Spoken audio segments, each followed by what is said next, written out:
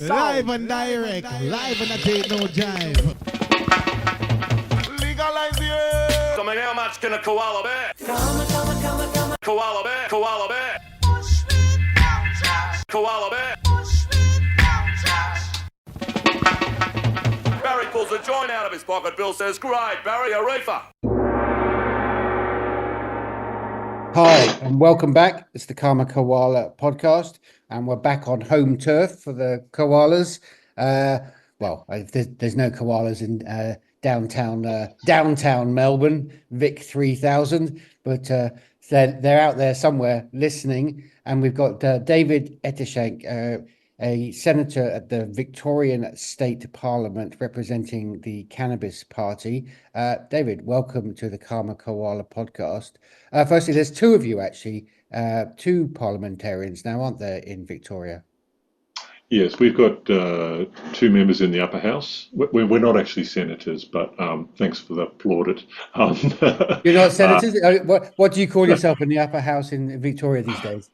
Well, I'm actually the member for the Western Metropolitan region, so I've got about 600,000 people in the region that I represent. And Rachel Payne represents the southeastern suburbs of Melbourne. So we were fairly strongly backed in two really big working class areas in Melbourne. Well, I mean, it's great news to hear. I mean, Australia does actually have the only sort of Cannabis Party members in Parliament, and now almost across the country, West Australia, Victoria, New South Wales. Is there anybody in the South Australian Parliament representing? Not yet. I think we are arguably the fastest growing party in Australia, and we've got Jeremy Buckingham in the upper house in New South Wales, and Brian Walker in the upper house in WA. So it's a good solid base, and it's growing rapidly. Let's jump straight into what's happening in Australia. And of course, the big issue that everybody's talking about, and that's not just in Australia, but it's across the US as well, driving. You've got a test, ongoing test going on at the moment that's going to be running for the next 18 months or so, I gather. You want to give us a bit more detail on that and where that's going and if that's going anywhere? The government has announced what they're calling the closed track driving trial, which is putting people in, like learner cars, strapping them up, giving them their meds and monitoring their performance. As you say, that's going to take at least 18 months. And from our point of view, it's kind of shitty. I'm with you on that. They seem to have given... Okay, was it Flinders they were giving? They were giving them a lot of money to drive an old car around an old airfield, but sound fairly pointless. It's like that money could be far more wisely spent, I would imagine. Oh, sure. You're underrating it. There's two cars. It's 4.9 million. I guess, we raised this a year ago in terms of Medcan driving, and we've got some interesting things to talk about that in a sec if you're interested. Yeah. The thing from us that's really annoying is that what this trial does is that in the best case scenario, the actual trial won't finish until mid 2026. Yeah. And what that means is that effectively this won't be dealt with until the next parliament. So it won't actually be addressed until 2027 because no government is going to bring this to the polls 6 months before a state election. So it's not just kicking the can down the road, as we say here in Australia. It is designed. It's inbuilt obsolescence per technology. Yes, it is a bit. The people from Swinburne University who are doing it are very respected. I think they'll do a good job. It will provide some further information, but it won't. Address the root issues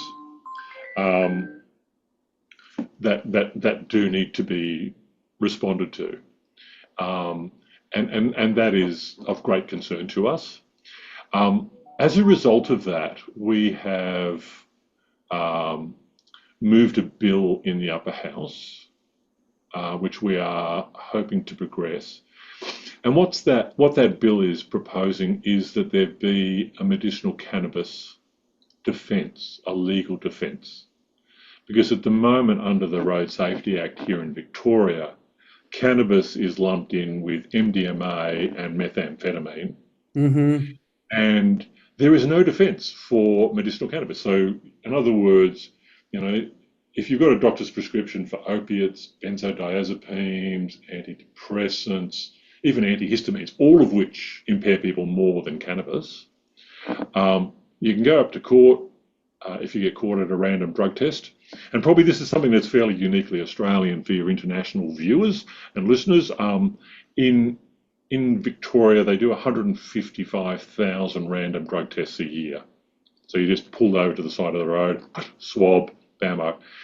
Well, So I mean, New South Wales and Victoria are the granddaddies or grandparents of drug and alcohol testing, I think, basically on the planet. So, I mean, it's part of everybody's life, isn't it? it is, yeah, the drug bus. It's a source of great fear and trepidation. And all we're saying is quite simple. If you are not impaired, that's an important issue. If you're impaired, you shouldn't be on the road. But if you're not impaired, if you've got a current script for your cannabis, you should be able to go in front of a magistrate, have your day in court, and say, I wasn't impaired, I was taking it consistent with my doctor's recommendations, and it's up to the magistrate. As it stands now, there is no discretion for the magistrates, and it's automatically a 6-month suspension. And if you're in the the police get to decide whether Do they fine you as well?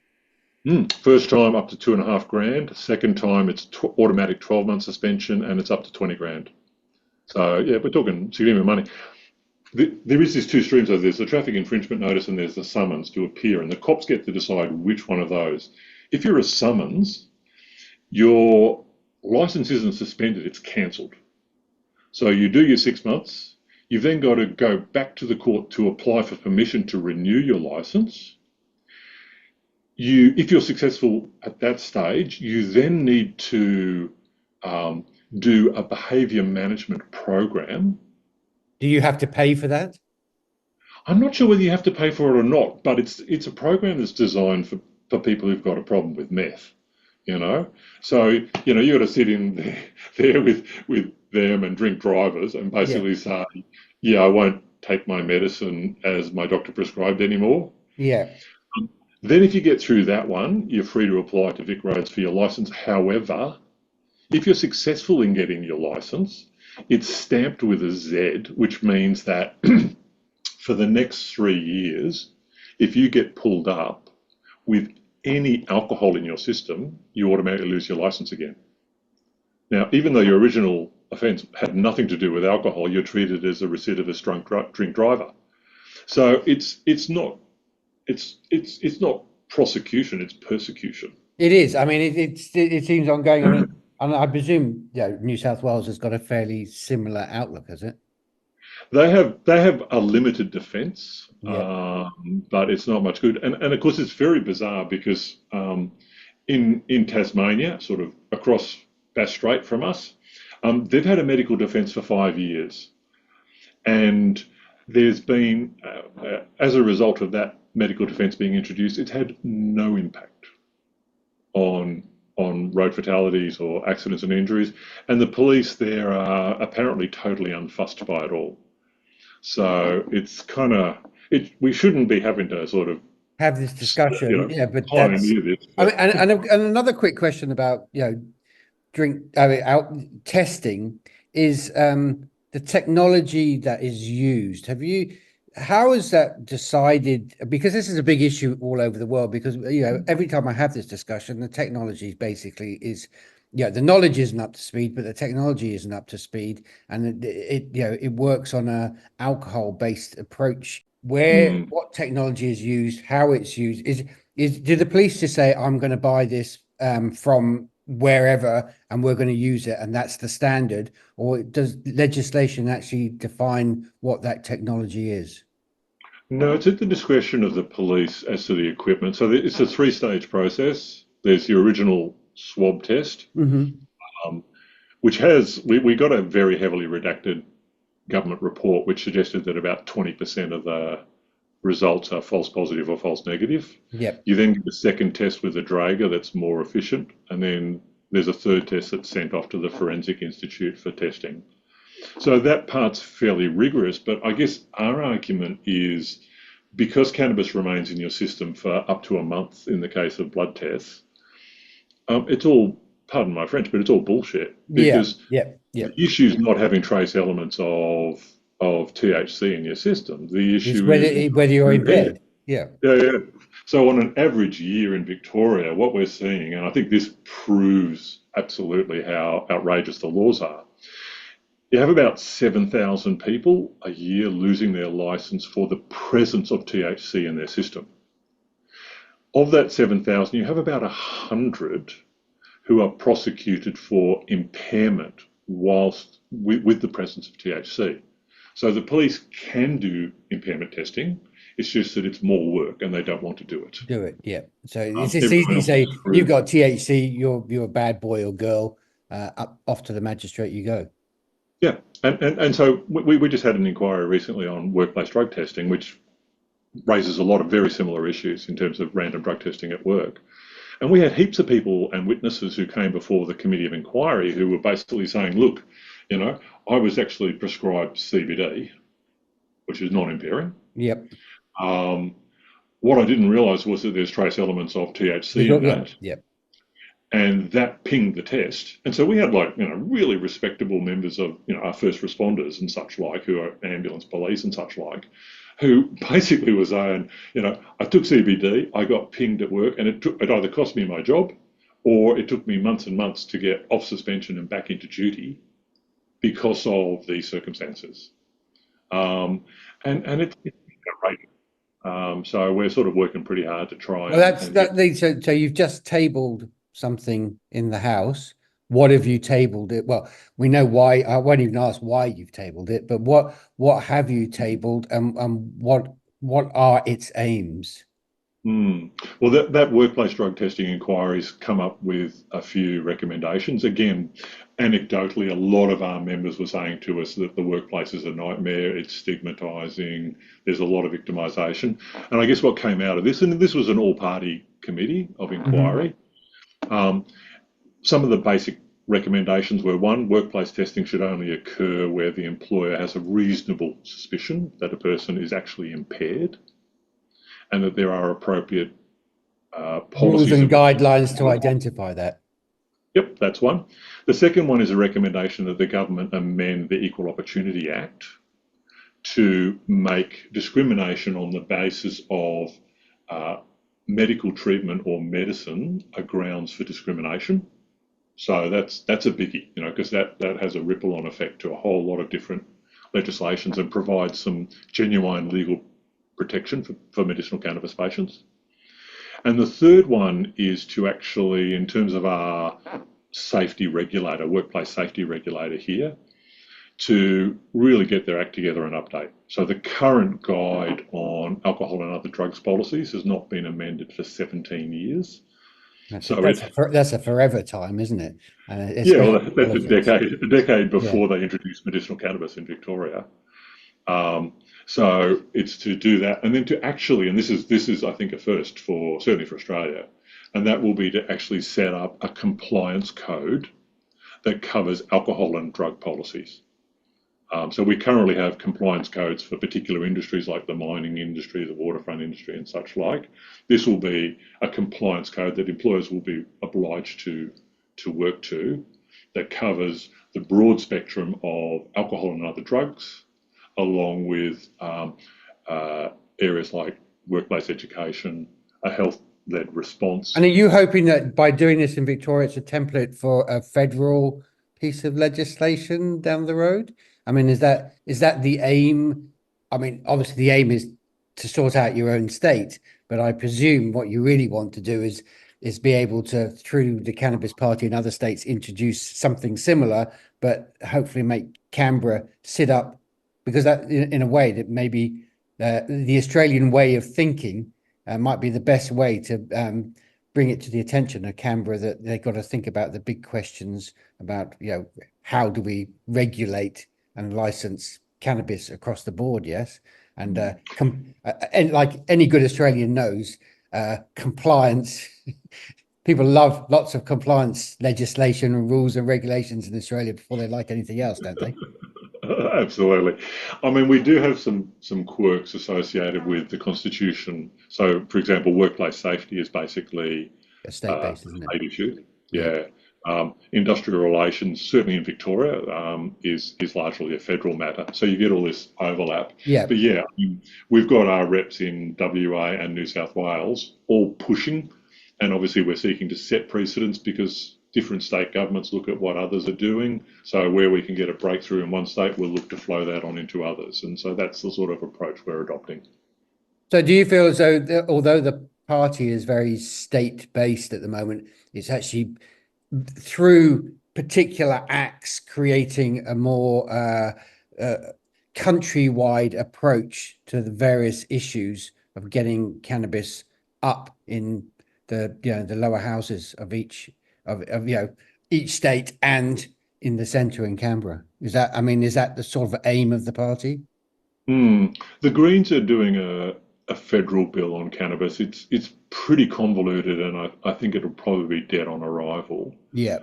Um, it's been great for triggering debate at the state level, where legalized cannabis is working probably more intensely on the cannabis issue.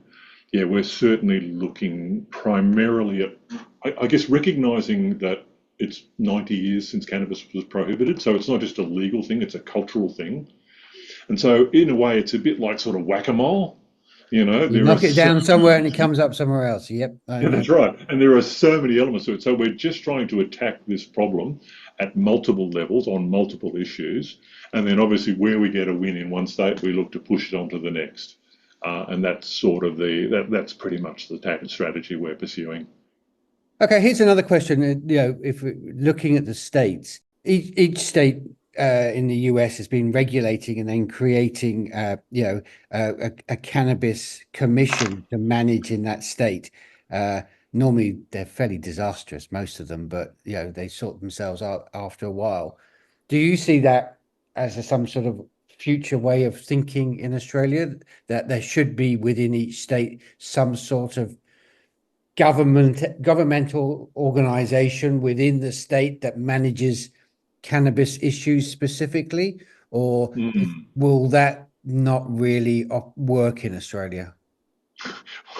Well, bizarrely, and before we hit the Parliament, there was already in Victoria the Office of Cannabis Management, which was Was there really? introduced. That's something I wasn't aware of. And it was introduced when medicinal cannabis was introduced in 2016 in Victoria. It got killed off somewhere along the way. Was it like somebody sitting in the corner of the office? I'm really not sure, but yeah, we were looking for it the other day, and it just appears to have been organisationally digested. Yeah, yeah. I guess in terms of our ambitions at the moment, I guess we're obviously pushing on Medcan driving. I think our next priority, and we've moved an identical bill, virtually identical bill in New South Wales, Victoria, and WA, Australian first, and that's primarily addressing personal use. So we're getting in Victoria about 10,000 people a year who are being arrested or appearing in the courts for personal possession. So no commercial element to it. And so that's our next, that's our other major priority. And do you see that as a decriminalisation issue or a regulation issue? It's in the first instance, it's about whether you call it decriminalisation, legalisation, or a magic pudding. Well, that's what I was asking, the definitions. It's about if you've got cannabis on your person, in your home, a few plants growing in the backyard, whether you're gifting some cannabis to another person, none of those should attract a penalty, and especially not a criminal penalty. So, like if you look at the legislation in the Australian Capital Territory, it's marketed as decriminalisation, but in fact there is no penalty so long as you stay within the limits. Yeah. So if you are speak, that's legalisation for personal use.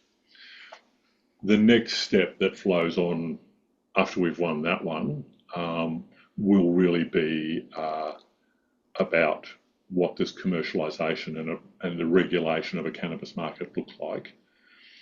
recognising that that's a far more complex question. Well, that was my next question for you. So, I mean, yeah, a lot of the issues we're talking about is personal use, under the law for specific reasons, and then obviously personal freedoms, civil rights, you could call that, I suppose. But I suppose the big issue is how do you manage and regulate a cannabis industry, environment, whatever you want to call it, nationally, which is very complicated. And it seems to me that, like in a lot of other places, a piecemeal approach to doing this has created a sort of lopsided market with some people, some players in there you'd prefer not to have. And I've noticed what's happened in Australia is it's done a typical Australian thing. It's where the country is absolutely wonderful at creating primary industry first for the rest of the world and being able to put itself in an export situation.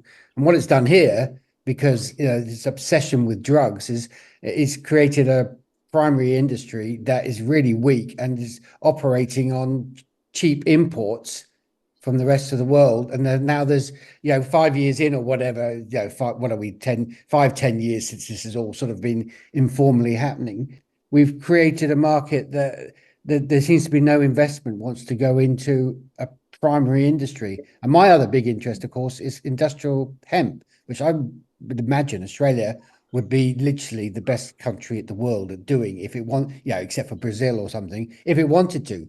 And it just seems not only disastrous, but rather sad. Only people like yourselves who are really thinking about this seriously, because it could be great for the economy. I mean, in the US now, there's nearly 500,000 people employed in the cannabis industry across the board, whether as they say, they're plant touching or not. And it's a huge opportunity in rural areas in Australia that's been completely ignored while they complain about 87 miners losing their jobs. Yeah, so I mean, you've raised a few issues there. I mean, if we take hemp first, one of our first wins. We've only been in Exactly in the House 2 years, for 18 18, months. yeah. But we got the government to agree. We had an inquiry around industrial hemp. It's on the parliamentary website if you want to join the over 100 people who've read it. And the government has agreed to write a new hemp act. This is the Victorian government, yep. Yep. So in Victoria, we've got about 4 million hectares of land under cultivation, and of those, 169 hectares are industrial hemp. So we're talking, sub 1% THC, and it was basically treated as you would opium poppies. So so it's just strangled the industry. So now we've got a bill, hopefully that'll be coming from the Agricultural Minister, that basically opens that up a lot. It still will have controls over it, obviously, but it's sort of trying to bring it into something contemporary and less 1920s to actually boost that industrial hemp industry. So we've got high hopes of that. And as you're right, this has got enormous potential as a growth industry here. It's a great climate to grow industrial hemp, and it's got so many really positive social elements. In terms of the medicinal cannabis industry, there was, in sort of after 2016, when the government introduced laws to allow medicinal cannabis, there was a huge influx of capital. Yeah, there was at the time. To do that. And a lot of it seemed wasted at the time as well to me. Yeah, well, a number of those people, like I noticed one of the largest companies and one of the earliest adapters was like the Can Group. I mean, who are just now trying to flog off the country's biggest production centre to grow. I presume somebody else will come and grow something else in there. Yeah, no idea. But yeah, a lot of them obviously took on a lot of debt, and I don't think Australia is unique in this regard. But they've clearly got a major problem. In part, I think that was the degree to which they geared their businesses. And in part, of course, it's the fact that with the medicinal cannabis industry in Australia, about 80% of the product is imported, and they're just not competing. I think that's one of the problems. And there's some spectacularly good product being produced in Australia, and I speak from personal experience here. There's some really great. No, well, weed that's what I mean. Australia is, Mm. across the board in primary industries can produce the best in the world. And now I get the sense that I'm not going to say they're importing substandard, but not to the quality that Australia can produce if it wants to. Correct, absolutely. And like I've got this beautiful sativa that was produced up in northern New South Wales, I know, medicinal well, cannabis, it's the home organic. of fantastic cannabis. I Oh, mean, it's as good as the Humboldt region, and and it's like a little, it's like beautiful wine. It's like a little secret Australia has, and it should be shouting about it a lot more. yeah, absolutely, absolutely. But one of the issues with the imports is that whilst there's regulation that's overseen by the TGA, the Therapeutic Goods Administration, about good manufacturing practice and quality assurance and whatever, it would appear that the TGA has not been enforcing, or at least not been inspecting. Well, they're not that. I mean, look, we haven't got long to run, but they're not good at managing testing because they say but they're not testing it as far as I'm aware. They don't have the facilities or the wherewithal to do so. And a lot of it leaving other jurisdictions, they may say they've tested it, but you don't know to what standard they have tested it. That's right. People are just saying it's been done to GMP standards. Yeah. And the TGA, too many three-letter acronyms there, but the Therapeutic Goods Administration are not validating that. And they got up at a conference earlier this year and basically said exactly what you said. We don't have the resources to do this. But the net effect is, of course, that you've now got really good weed being imported that is significantly cheaper than illicit weed.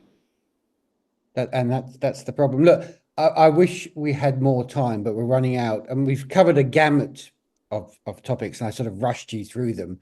But yeah, how do you feel, say 5 years ago, Australia was doing in terms of cannabis across the board? And I mean, obviously there's a lot of room for improvement. Do you see in the sort of political establishments a slow move towards let's just get it done, or do you still find there's a lot of fight back and misinformation and lack of education that really needs to be conquered to move this forward? Because it's the same conversation I have everywhere. It should be pretty simple stuff at this stage of the proceedings, but people do like to overcomplicate it, don't they?